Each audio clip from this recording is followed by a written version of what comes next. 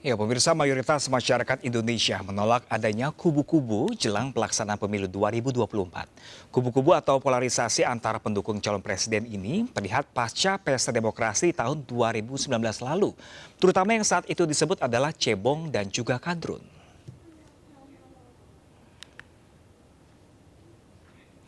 Berdasarkan survei Litbang Kompas terbaru, mayoritas warga yang menjadi responden menilai pecah kubu yang terjadi pada saat pemilu 2019 justru merusak demokrasi. Namun yang menarik adalah sebagai besar pemilih pasangan Prabowo Sandiaga dalam pemilu 2019, yakni sebanyak 56,6%, justru menilai hubungan antara kubu memburuk. Sementara pendukung Jokowi Maruf Amin berada di batas tipis dengan mayoritas 47,9% menilai hubungan antar kedua kubu justru membaik. Faktor utama yang menyebabkan dinamika antar kubu memburuk adalah keberadaan buzzer. Buzzer, influencer atau provokator yang lebih banyak beroperasi di media sosial dianggap oleh 36,3% responden sebagai agen perusak demokrasi. Mayoritas responden sebanyak 84,6% setuju dalam pemilu 2024 istilah cebong dan kadrun sudah tidak punya relevansi. Sehingga perpecahan harus diakhiri, kemudian perlunya aparat hukum menindak tegas buzzer atau provokator di dunia maya.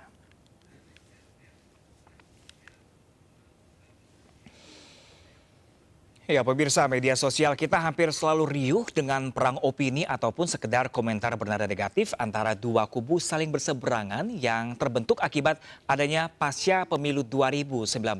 Istilah cebong dan kadrun sudah biasa tersemat kepada individu masing-masing pendukung kubu ini. Lalu secara umum saat ini publik baik warga maupun warganet menilai hubungan antara kedua kubu belum sepenuhnya membaik. Dan hal ini pun terlihat dari hasil survei Litbang Kompas. Lalu pemirsa, benarkah faktor buzzer politik di media sosial menjadi faktor utama kisruh ini? Kita gali lewat dialog sore hari ini pemirsa bersama dengan Mbak Giani selaku peneliti Litbang Kompas dan juga ada Mas Enda Nasution selaku pengamat media sosial. Halo, selamat sore Mbak Giani dan Mas Enda. Halo, Selamat sore.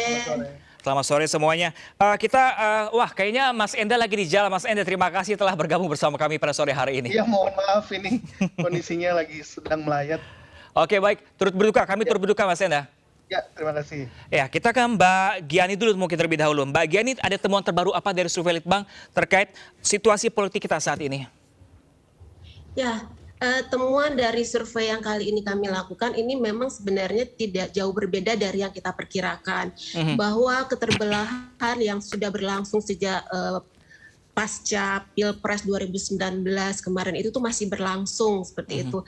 Dan kita menangkap bahwa fenomena ini belum akan mereda sementara pemilu akan segera kita laksanakan dalam waktu kurang dari 2 tahun lagi. Jadi itu sebabnya kami ingin memotret melalui survei ini bagaimana sebenarnya publik memandang hubungan yang tanda petik ini tidak baik ya antara dua kubu dan lebih tidak baik lagi bagi kehidupan berdemokrasi kita. Mbak Enda, maaf, Mbak Giani, ini fenomena seperti apa sih yang terlihat dari survei kemarin? Ya, jadi hasilnya itu memperlihatkan bahwa memang masyarakat atau publik yang kami wawancarai itu melihat bahwa ada keterbelahan akibat dari kubu-kubuan pasca dari Pilpres 2019 ini. Dan itu dianggap masih belum begitu membaik ya. Ada yang menyatakan sudah membaik, secara umum sudah membaik, itu tapi porsinya kurang dari 50%. Dan kalau kita pilih berdasarkan pendukung Pilpres yang 2019 lalu itu, nada optimistis sebenarnya sudah dimiliki oleh kelompok pemilih Jokowi Pak Maruf Amin gitu.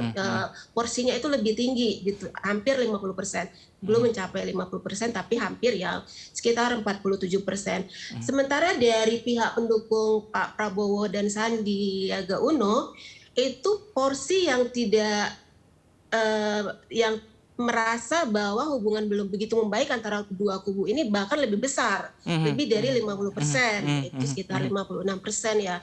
Hanya 31% yang menganggap sudah membaik sih hubungan antara kedua kubu. Seperti itu, Mas. Nah ini kalau dari hasil survei Litbang Kompas ini siapa sih faktor atau siapa tokoh yang memicu peruncingan semakin perjelasnya adanya kubu-kubuan ini?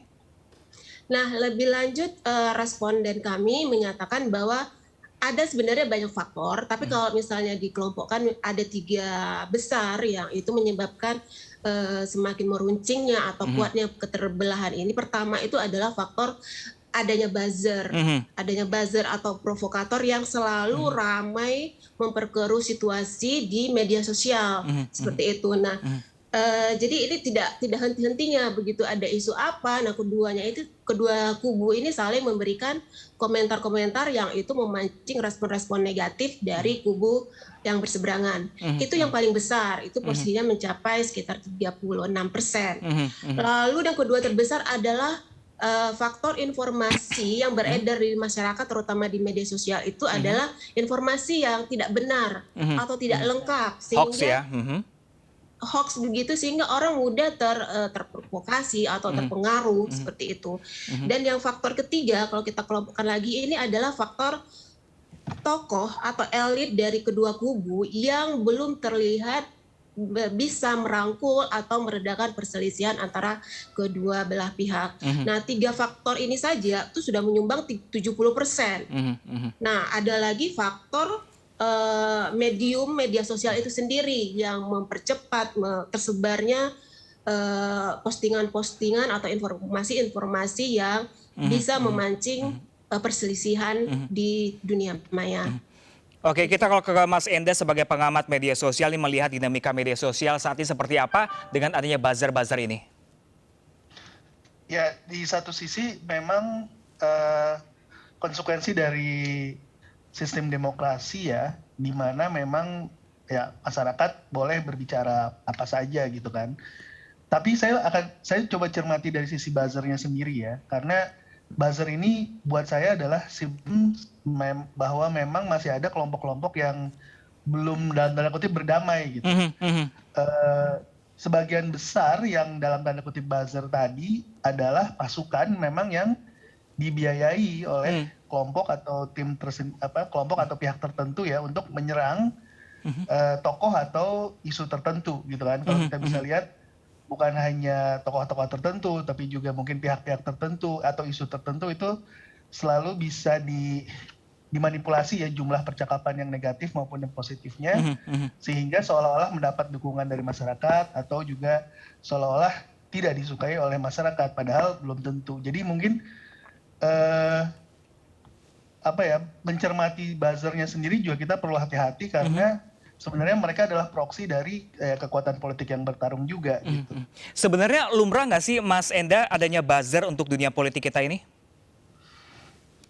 Kalau dibilang lumrah, belum kalau kita mundur ke belakang 2004 itu saya pernah bikin blog tentang pemilu pertama kali, belum ada perhatian sama sekali terhadap dunia maya ya pada saat itu dari sistem politik, partai politik, calon presiden maupun.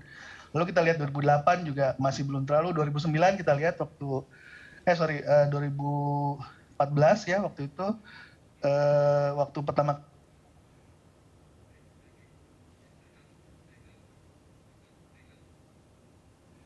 Ya, pemirsa, tampaknya komunikasi kami bersama dengan Mas Enda ini agak gangguan. Kita ke Mbak Giani terlebih dahulu. Mbak Giani, kalau dari pernyataan Mas Enda tadi dibalik dari adanya survei ini atau buzzer ini ada orang-orang tertentu, apakah dari survei dari Litbang Kompas ini diketahui seperti itu? Siapakah tokoh dibalik buzzer-buzzer tersebut? Kita tidak menangkap ya dan tidak mencari tahu siapa buzzer dari masing-masing kubu ya. Tapi saya pikir publik atau masyarakat di benaknya itu sudah memiliki semacam informasi bahwa si A, B, C ini adalah di kubu si X, kemudian yang lain ini di kubu si Y. Jadi ketika ini karena algoritma dari media sosial itu sendiri ya, ketika kita mencoba mengklik salah satu buzzer itu, nanti itu yang muncul itu kira-kira nadanya akun tuh yang sama seperti itu. Ini karena faktor media sosial itu ya, kecanggihannya itu seperti itu. Jadi memang kalau dari survei kami sendiri, kami tidak mencari atau menanyakan siapa sih yang dimaksud buzzer dari masing-masing kubu ini. Nah, Mbak Giani, kalau soal misalnya ini isu-isu apa saja sih yang dilempar oleh buzzer yang disurvei oleh Litbang Kompas? Isu-isu yang memicu keterbelahan gitu ya. Ini secara umum sih tidak semua isu sebenarnya, karena ini terkait dengan ada figur atau tokoh yang kuat dari kubu yang berseberangan, itulah yang kemudian menjadi sasaran seperti itu. Jadi misalnya nih sekarang ini kan misalnya Pak Anies Baswedan menjadi salah satu kubu yang selalu menjadi sasaran untuk dikomentarin kinerjanya seperti itu. Begitu juga dengan Pak Jokowi di kubu yang lain itu selalu dikomentarin atau malah terlalu diangkat misalnya seperti itu ya, untuk menunjukkan bahwa dia lebih baik dibandingkan yang dianggap lawan di kubu lawan seperti itu. Nah, Mbak Giani, kan buzzer-buzzer ini sebagai seperti apa faktor penyebab utama adanya polarisasi di Indonesia. Nah, ini sudah berlangsung sejak tahun 2019 lalu ketika Pilpres di tahun tersebut. Nah, apakah ini dinamika Cebong dan Kadrun saat ini masih tercium sampai sekarang? Kalau berdasarkan hasil survei itu masih ya, masih Mas, dan dari kedua belah pihak menurut responden kami ini bisa saja berlanjut di pemilu 2024. Jadi kita ini sebenarnya belum, keterbelahan itu belum mereda, belum terjalin kembali keakraban seperti dulu tahun-tahun 2010-an awal, waktu masih misalnya zamannya Pak SBY seperti itu ya. Kita ini rasanya semakin mengkhawatirkan. Nah, itulah yang ditangkap oleh responden kita. Dan lebih jauh, responden kami juga menganggap ini sudah pada taraf merusak demokrasi. Oke, kita ke Mas Enda, sudah terhubung kembali. Mas Enda, kalau ini dari untuk menanggapi dari pernyataan dari Mbak Giani tadi, sosok siapa saja itu atau akun-akun mana saja sih bisa bertanggung jawab atas kejadian ini? Namun dijawabnya sesaat lagi Mas Enda dan Mbak Giani. Dan pemirsa, kami akan kembali sesaat lagi untuk Anda, jangan kemana-mana.